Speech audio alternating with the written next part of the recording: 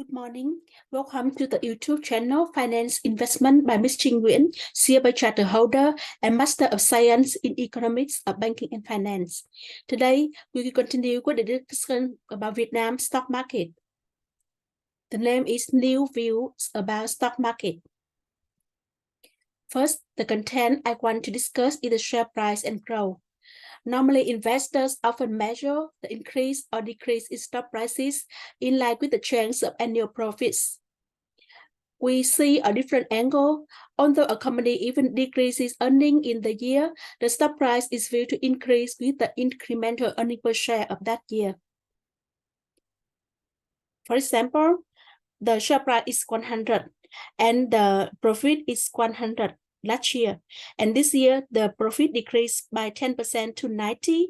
So with 30 shares, the earning per share is 3. 90 divided by 30 is 3. So in my view, the share price not decreased by 10% like the earning from 100 to 90, but still increased from 100 to 103 with the incremental earning per share. So with this idea, the stock price only decreases when the company makes loss in that year. Traditionally, stock pricing reflects, expects, and estimates about future earnings of the company. But based on my experiences of long time working in the fund management and securities industry, in the reality, it is quite difficult to have exact estimates for long-term earnings. Then this new way is more practical as estimates about profit of 1 year more feasible.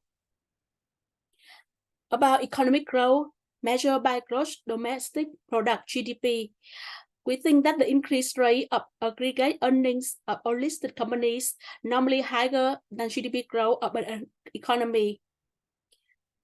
I think that the average increase rate in the economy is normally lower than the growth level of listed companies because they have stronger growth and higher profitability. The second content is sustainable growth. Financial experts, students, and staff working in the finance investment industry know this concept. Sustainable growth is the average growth rate in the long term.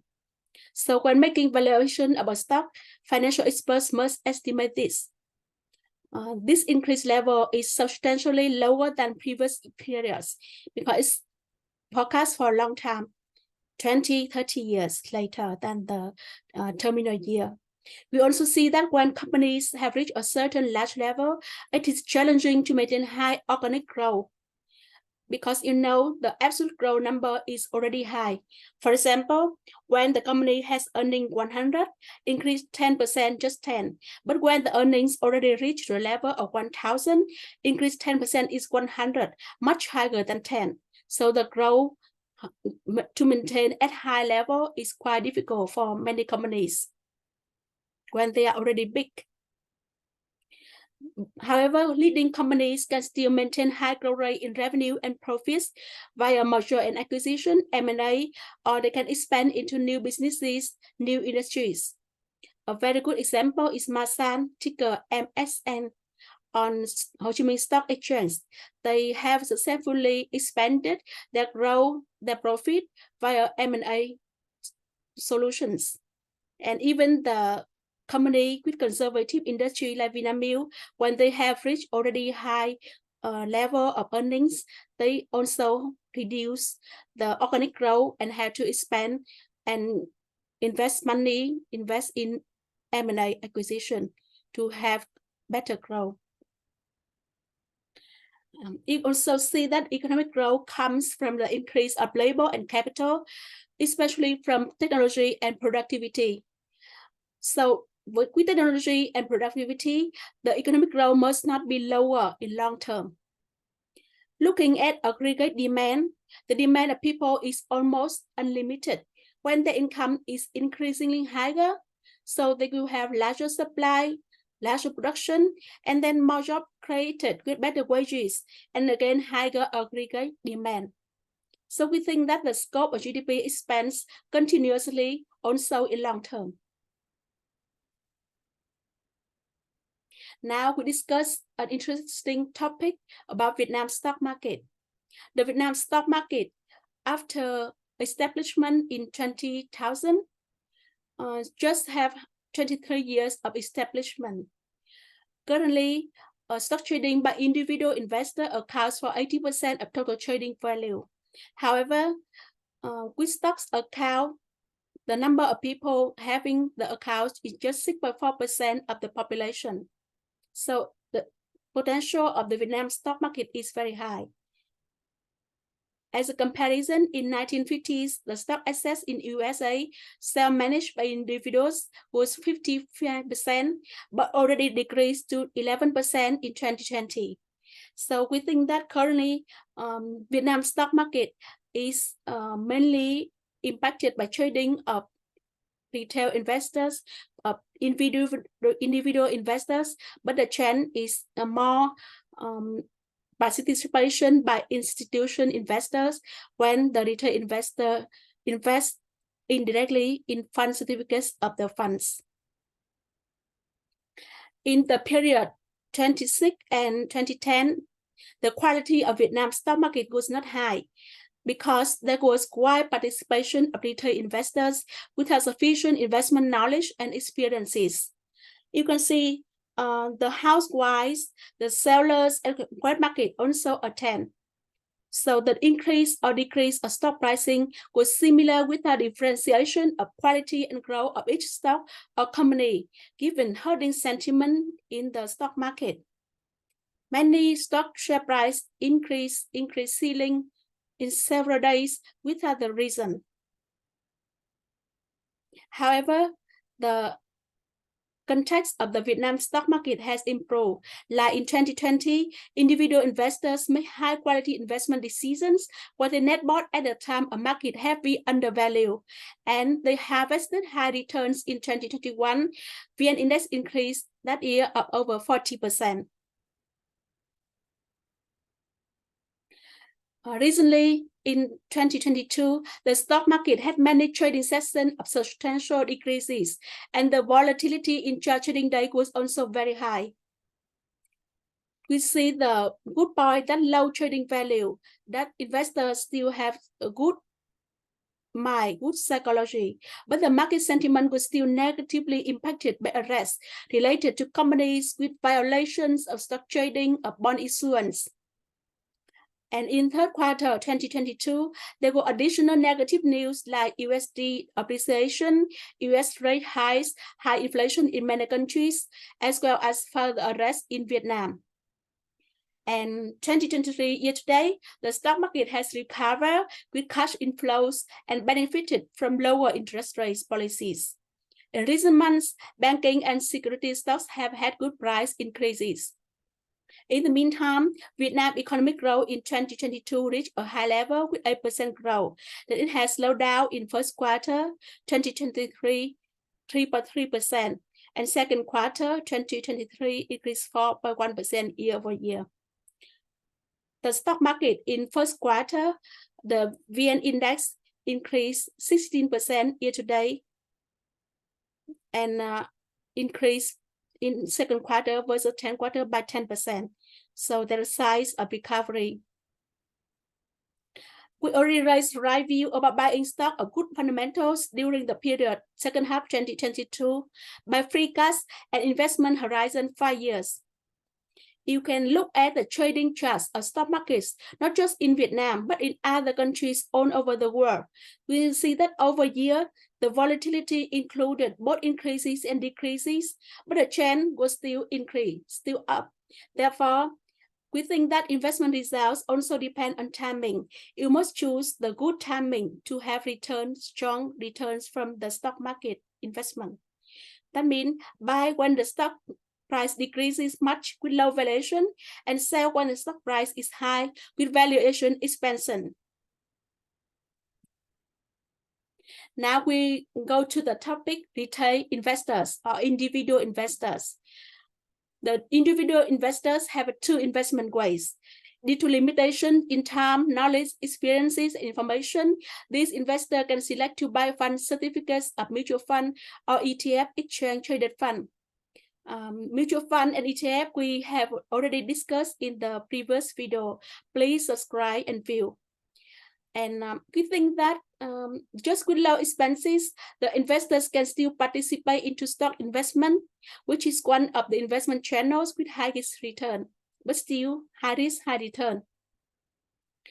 Besides retailers, investors can still self-invest like many investors in Vietnam now, but they must have investment disciplines and strong mind with long investment horizon over 3 years. And in addition, the capital is from free cash flows, which are in no case the investor need and must sell the investor shares. And then the investors can also just invest in 5 to 10 shares to have strong basis of screening, research, analysis, and selection at high quality. And also, besides investment, the investor also had to update on news related to the stock market, finance, macroeconomy, etc.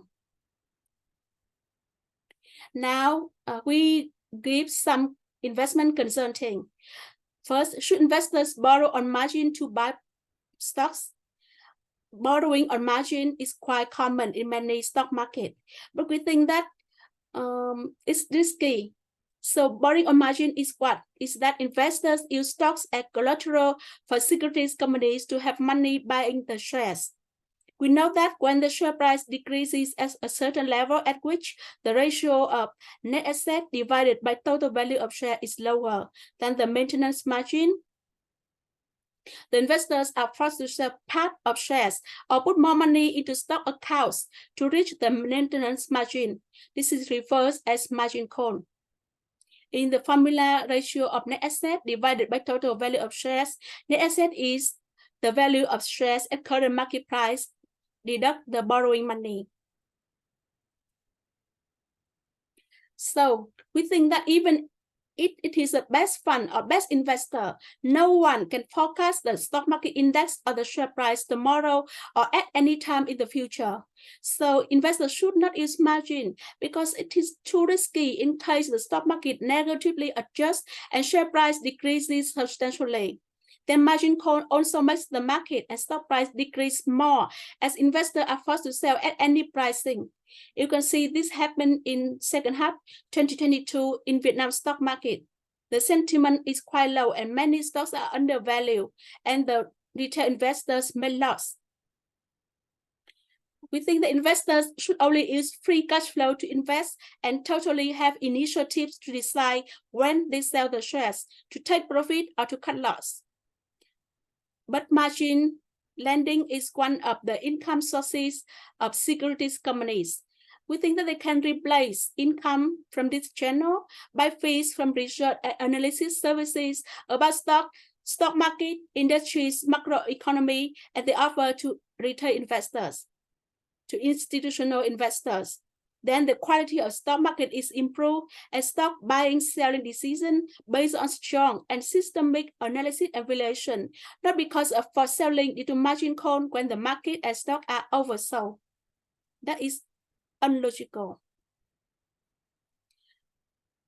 In our opinion, investors just have actual loss or profit when they sell the shares. When the shares are still at trading accounts, investors still do not have loss. With daily volatility of share pricings, investors can totally decide to choose the favorite timing when they sell the shares. They can even wait in 1 or 2 years with the condition that they know well about stocks with strong outlook fundamentals, so they can still make profit or just low loss. This means also that investors should cut loss early as they know having selected not good stocks. So in this case, must right away sell the shares when share price has fallen by 15%. Some investors just wait, although they know that the selection of stock is bad and they can have better loss of 30-50%. That's very risky. Now we will discuss about different industries in the economy. First, real estate and banking. Real estate and banking are normally viewed as risky industries. However, in our opinion, these two industries just have relatively similar risks like other industries. when the companies in the industries conduct businesses with right risk management. Real estate in true nature is just the industry meeting residents' demand. The residents' demand is one of the basic demands of consumers all over the world. Two main risks should be well managed are first, selling products meeting actual customers' demand. In Vietnam, the demand for affordable housing is very high, but supply is lower or insufficient. In the meantime, supplies of high-end housing are higher than the real demand. So this results in high inventories and companies cannot sell products to repay the bank lending as reason of bad debts at banks. Bad debts is non-performing loan. The second risk management is selling products to people with actual demand, to investors of strong financials, so the real estate companies can minimize short-term speculation risk, which can boost high property pricing and result in even bubble in the property market, quite risky. About banking, we think that banking is just industry of trading money and needs risk management by conservative lending policies, selecting customers with strong debt repayment capacity so they can minimize bad debts. Other three industries are retail, technology, and agriculture. Retail industry has strong growth potentials, but recent competition pressure from foreign companies is increasing. We think that the model of O2O, offline to online, online to offline, may be always successful, even when technology has advanced at high levels. But this depends on characteristics, features of products that the retailers sell. For example, fashion more offline, grocery more online. About technologies, it is quite interesting industry with high demand, both in Vietnam and all over the world. Recently, you can see the emergence of AI with ChatGPT, very well known and very potential outlook for the technology industry. However, companies in this industry need continuous updates on research and application in the world to have a necessary adjustment and timely transformations. We know that Nokia, they previously quite strong brand names, strong market share with their phone products, but now the smartphone from Apple, from Samsung have taken much market share. About agriculture, it is the industry with favorable natural conditions in Vietnam, which is, however, still fragmented with the participation mainly from retail farmers with associated volatility risk of pricing and quality. We think that top companies listed should take the leadership and also their partnership with farmers to build small and medium enterprises, SMEs, to apply technologies, mechanization, and operation in large areas. For example, you can see strong agricultural companies listed as Ho Chi Minh Stock Exchange like HAG, HNG, PAN, VHC. Besides, there should also collaborations with retail companies, with restaurants, with after-harvest processing companies. And final view, Vietnam doesn't need to plant too much rice, too much rubber, coffee, and tea, but it can instead expand into cultivation of fruits to replace imported like apple, pear, grape, to upgrade the value of the value chain in agriculture. So must also apply the supply-demand statistics to efficiently design and plan. So may end the discussion today. Thank you for your subscription and view. We will discuss more interesting topics in further videos. Thank you.